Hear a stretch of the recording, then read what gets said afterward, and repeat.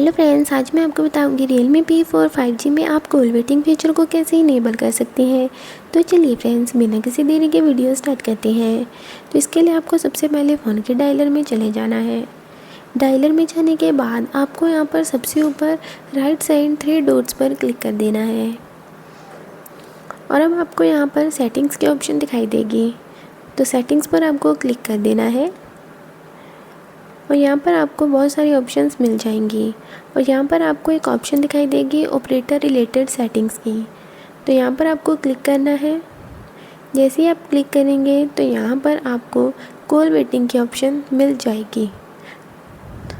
तो आपको यहाँ पर कॉल वेटिंग को यहाँ से क्लिक करके ऑन कर देना है। जैसे ही आप इसे ऑन करेंगे तो कॉल वेटिंग फीचर इनेबल हो जाएगा और यहीं पर आप इसको क्लिक करके ऑफ भी कर सकते हैं। Bye bye friends.